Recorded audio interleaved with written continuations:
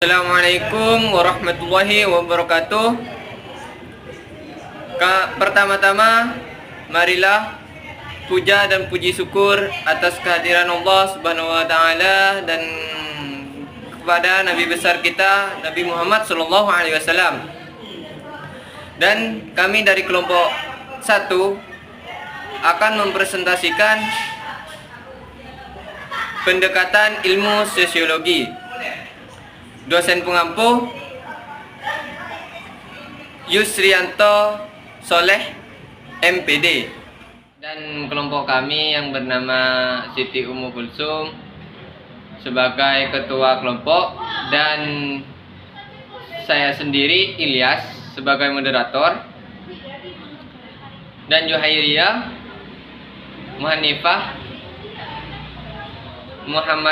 Mahfud Hadi, dan Arum Khotari. Dari hasil diskusi kami akan menjelaskan tentang pengertian pendekatan ilmu sosiologi, dan yang kedua menjelaskan tentang pengertian pendekatan kuantitatif dan kualitatif, dan yang pertama akan disampaikan oleh Siti Ummu Kulsum dan yang kedua oleh Juhairiyah dan Baik, di sini saya akan menjelaskan tentang pengertian pendekatan dalam ilmu sosiologi.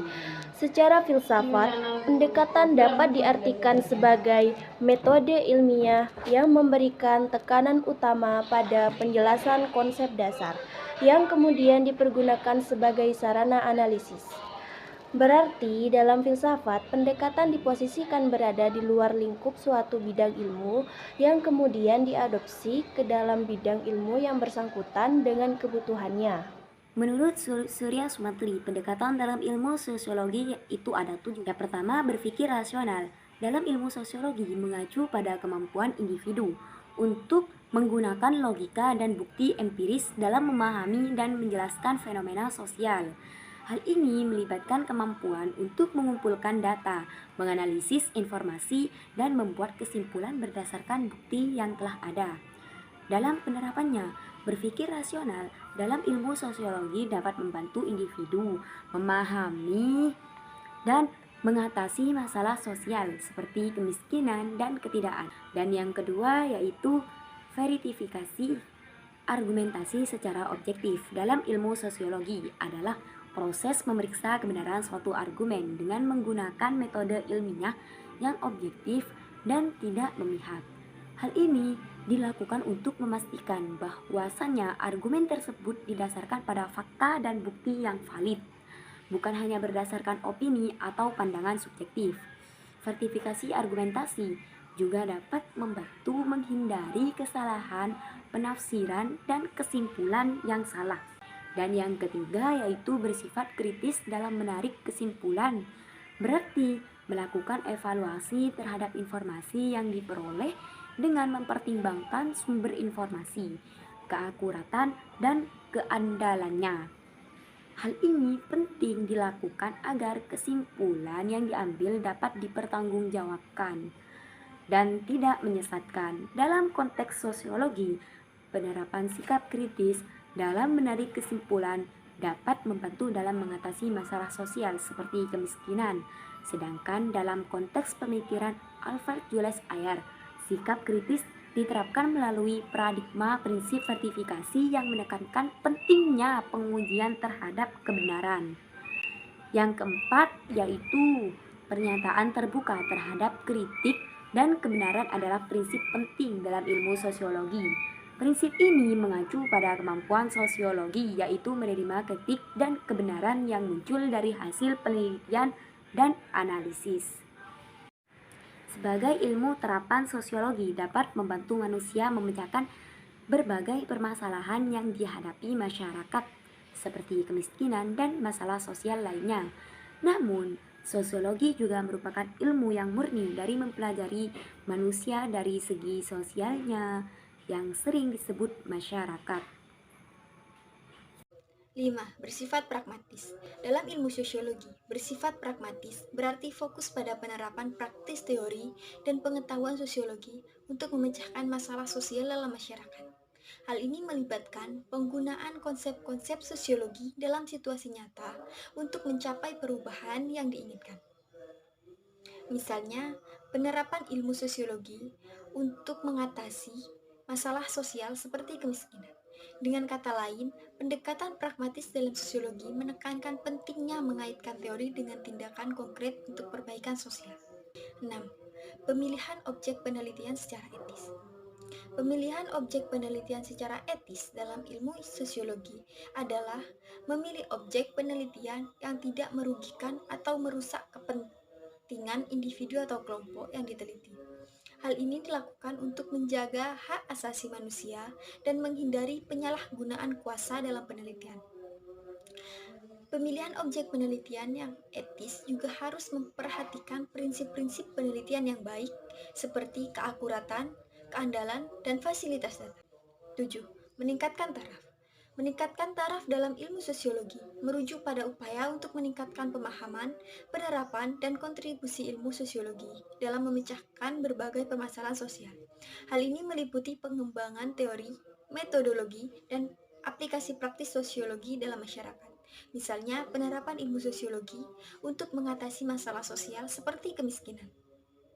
Dengan demikian, meningkatkan taraf dalam ilmu sosiologi merupakan bagian integral dari pengembangan ilmu dan kontribusinya terhadap kesejahteraan masyarakat. Dalam ilmu sosial, dikenal dengan adanya dua pendekatan yang memengaruhi proses penelitian, mulai dari perumusan permasalahan hingga mengambil kesimpulan, yaitu pendekatan kuantitatif dan pendekatan kualitatif. 1.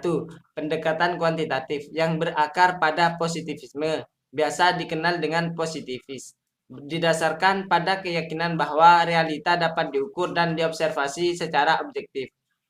Kuantitatif muncul di paling awal dalam ilmu pengetahuan dan ilmu dalam filsafat, yang mengadopsi logika dan tradisi ilmu alam dalam mengamati, menganalisis, dan memaknai realita sosial.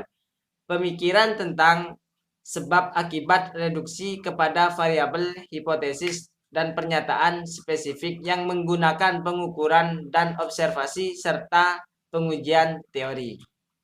Pendekatan kuantitatif adalah sebagai suatu gejala yang real yang dapat diungkapkan dengan menggunakan panca indera manusia. Realitas subjek seorang ilmuwan sosial tidak melihat gejala sosial sebagai hasil imajinasi, melainkan merupakan hasil dari pemikiran tentang dunia nyata, real. Sifat gejala yang nyata menyebabkannya dapat dipelajari sehingga dapat menghasilkan dua hal, yaitu 1.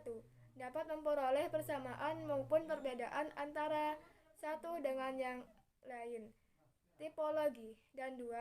Dapat melihat hubungan-hubungan fungsional tertentu antara sekian banyak aspek dan komponen. Jika adanya pengakuan dan kesepakatan di antara individu-individu di sekitarnya, maka suatu gejala sosial dapat menjadi sebuah fenomena yang sifatnya universal. Sebagai suatu gejala yang bersifat nyata, maka pola-pola yang diperoleh dari hasil pembelajarannya juga akan diatur dan dipengaruhi hukum universal.